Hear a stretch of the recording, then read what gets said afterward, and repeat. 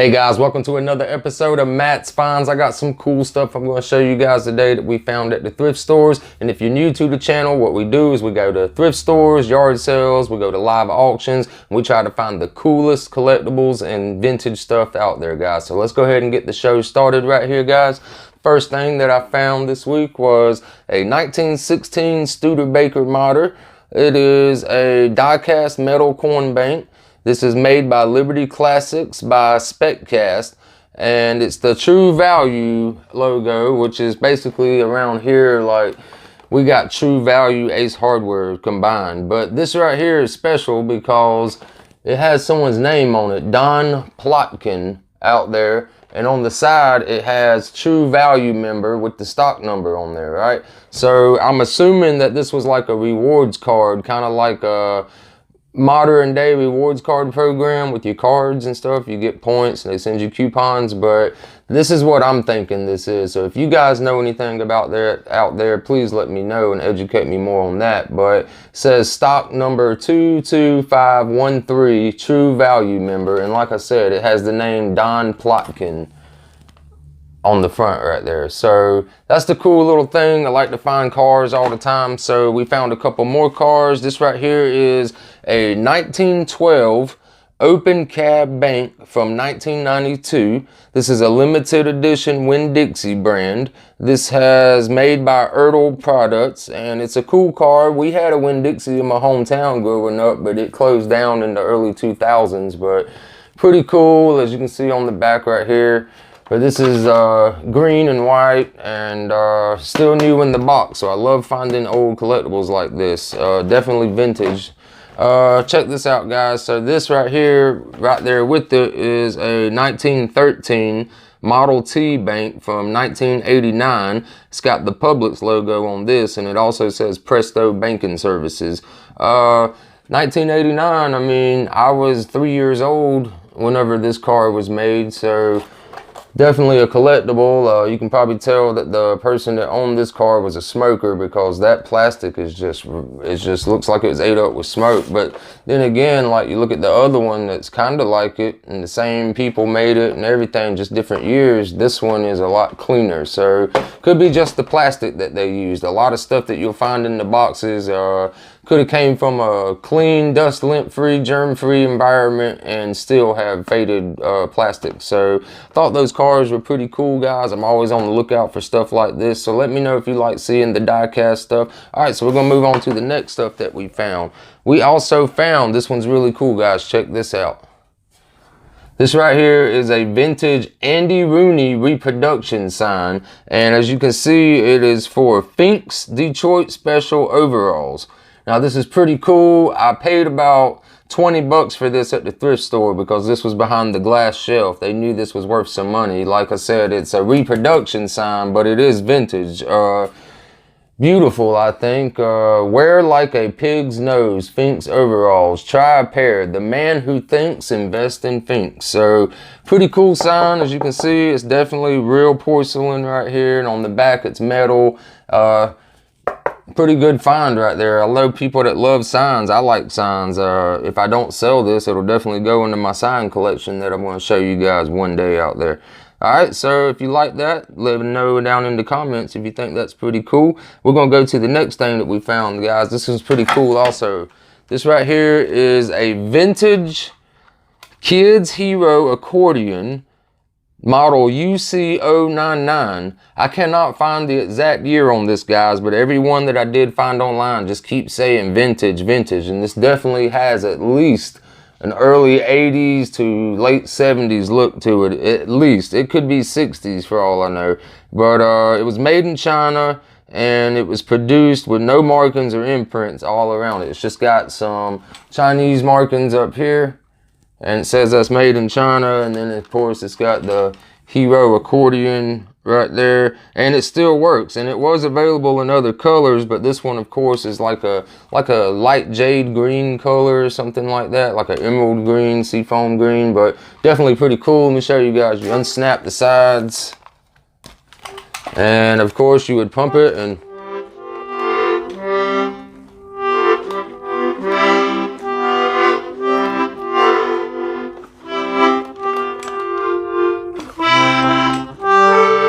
So definitely a pretty cool item, and this was, like I said, I mean, this was for kids back in the day, so they had to have like a song book to go by and know the different buttons to press and the different keys. But I've never tried playing accordion until just now, so I know I did horrible. But you can see on the back, and it has like this carrying strap. You can carry it with you, or you can grab it here, and you know, you can hold it like this when you're playing and stuff. So I just thought that was pretty cool. And of course, this item was also behind the glass at the thrift store, and I paid about 10 bucks for it. They knew it was worth a pretty penny, but I'm pretty sure there's somebody out there that's dying to have this in their music gear collection from the, I mean, whatever era this is. If you guys know when this was produced, the year, please let me know down in the comments, guys. All right, so we're gonna move on to the next thing we found. Check this out. I don't know exactly what this is, but I knew it would be pretty cool find though. Here we go right here.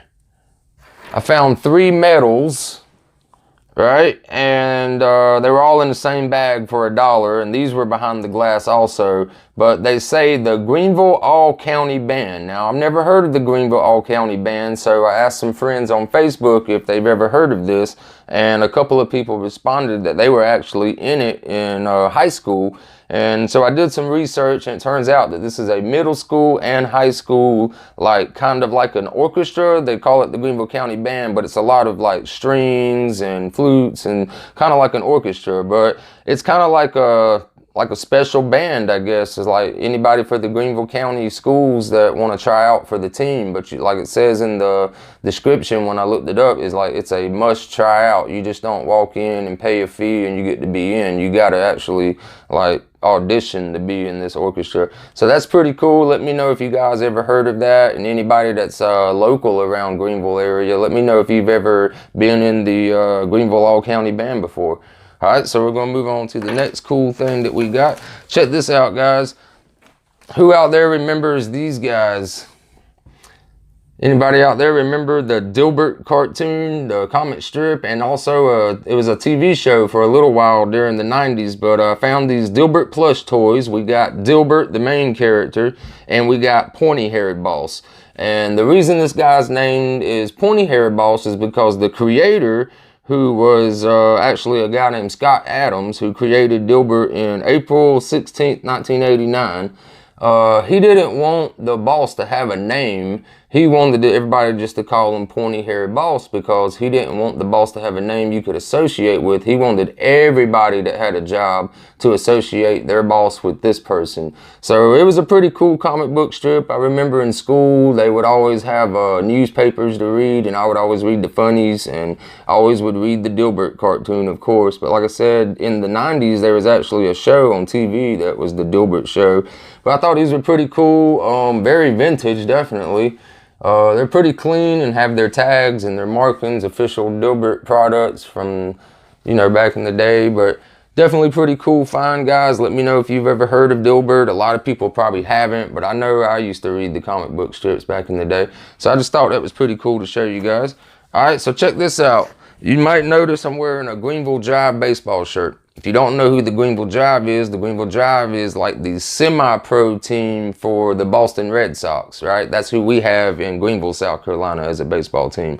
The closest professional baseball team that we have would be the Atlanta Braves. South Carolina does not have like a NFL team, even though they say like Carolina Panthers. I mean, it's really in North Carolina, and they actually just moved the training facilities out of South Carolina back to North Carolina. I believe that's the news. Correct me if I'm wrong, but yeah, guys, like we don't have a NBA team, professional stuff like that. We do have some semi-pro teams though, but I thought that this was pretty cool. This was behind the glass in the collectibles aisle over there in the thrift store, but it says that Greenville Drive pitcher 2006. Now, I've never heard of this guy because this is around when the Greenville Drive like first came out, right? Like I recently, within the past couple of 5 years or so, became a Drive fan because I never went to their games. I never really watched their games. I always watched professional baseball, but the Greenville Drive puts on a good show. So I actually like going there. But this is Clay, I'm going to say Buchholz. I don't know if you guys can see the name pretty clear out there, but Clay Buchholz, he was number 11, and like it says, Greenville Drive pitcher in 2006. Now, what's pretty cool about this is it's very nice as a collectible statue and all. You know, people like getting stuff like this to put on their collectible shelves, on their walls and stuff like that. But this is the weird thing I like, though, is obviously it says Greenville Drive pitcher, but I'm wondering if this is just like a run-of-the-mill type of figurine, or if this was actually looks like the guy. I didn't look it up, but I'm going to after the show. But I did notice something, that the Greenville, like for Greenville Drive, which this isn't their uniforms anymore, they have different uniforms now, but on the front, instead of saying Greenville, it actually says like Grebheyille. It's spelled Grebhyille, Bhyille. So comment Bhyille if you made it this far in the video, guys. That's just weird because it's spelled Greenville. Like you can see on the map, like right here, Greenville. And even on the back of the statue, but on the front of the shirt, it's just spelled all messed up. There's no Y in Greenville, there's no B, there's no H, so that's just pretty cool. So also in the same aisle, we also found this, which is a Greenville Drive wall art. This is something that, you know, you would hang up on your wall and stuff like that. But what's pretty cool is this says business downtown in the corner pocket right here, as you can see. And this was made in 2017 by Collectible Canvas. And I'm assuming that this was like a gift from the Greenville Drive, because when I looked at the name, it says Elliot Davis right here with a logo. So I typed in Elliot Davis Greenville in my Google search bar, and it popped up as a business that's in downtown Greenville, and that made sense when it says Drive Business Downtown right here on the home plate logo. So I'm assuming this is something that they gave them for like a gift or a thank you for something, or who knows, the company could have had this made. But kind of sucks that we found this in a thrift store, so that makes me think they might have had a fallout or something. I don't know, like the owner of Elliot Davis was like, nope, done with the Drive, and chunked it in the dumpster or said donate it. I don't know, that's just thinking hypothetically. But I thought this was pretty cool, and because I like the Greenville Drive baseball team, I just might collect this for myself and stick it up on the shelf. So it'd be pretty cool one day to show you guys my personal collection. Like I show you stuff that I find at thrift stores and try to flip for a little couple of bucks, and then I can turn around and buy some more stuff. But most of this time, if it's something really nice, it goes into my personal collection, and I haven't really showed you guys that stuff yet. Alright, so we're going to move on to the next cool thing. Check this out. This right here is a bag full, and only paid $5 for it. And I think it was worth the investment right here. But if you like hockey, especially the ECHL, then you're going to really like these right here. I mean, it's just a bag full of different teams from the East Coast Division of Hockey. Right? So I'm going to go ahead, and there's so many, I'm just going to spread them out on the table. And then I'm going to show you guys and just go through some of them real quick, okay? Alright guys, so here they are all laid out, the bag of cool hockey pucks that we found. So check this out. We got what's called a South Carolina Stingrays. Alright? And then on the back of it, it's got an Alltel logo. And then this one right here is a Tallahassee Tiger Sharks. And on the back of it, it has a Piccadilly Cafeteria. And it says Tallahassee Mall, Governor Square Mall. So I guess, you know, that's in the mall. And then we got a Pensacola Ice Pilots. Alright, and on the back of it, it's just got official game puck, ECHL, and then it's got the commissioner's signature. A lot of them have just that on the back of them, like it just showed. This right here says Mississippi Seawolves. Pack the House 9th, November 9th, 2001. And then on the back, it's got a Shoe Carnival logo. Alright, so this one right here is a Texas Wildcatters. Texas Wildcatters. And it's got the same thing, official game puck with the commissioner's signature. Then we have a Asheville Aces. 2004 inaugural season, And on the back of it, it has Reality World Broker Network Marketplace on the back of it. All right, this one right here is Augusta Lynx. So I'm assuming that's Georgia, like Augusta, Georgia, but Augusta Lynx East Coast Hockey League 2001 to 2002 season. And on the back of it, it's got East Coast Hockey League officially licensed product. This one right here is a Columbia Inferno East Coast Hockey League 2001 to 2002. And it has nothing on the back of it, right? All right, so the top line of pucks right here are really cool because this team right here used to exist here in South Carolina. It's called the Greenville Growl, right? All of this top row is Greenville Growls, right? So this right here is for 2001 to 2002 Greenville Growl Kelly Cup champions. And on the back of it, it's got the same ECHL logo. All right, so check this out right here. This one is Greenville Growl. And on the back of it, it's got official game puck. This one right here is really unique. It says the Greenville Growl on it, and it's got the logo, but it's got like a bite taken out of it. Like, you know, that's how they used to do. See the logo where the little dog right there is biting the puck? They put that in there like that. So that's pretty cool right there, a Greenville Growl puck like that. This right here says All-Star Game 2000 Bilo Center, Greenville, South Carolina. Now, that's pretty cool right there because the Bilo Center doesn't even exist anymore. The same building's there, but it's now called the Bon Secours Wellness Arena. So this is really cool from an All-Star Game. And this one's got a blue ECHL logo on the back of it. All right, and last but definitely not least of the pucks is Greenville Growl Kelly Cup Champions.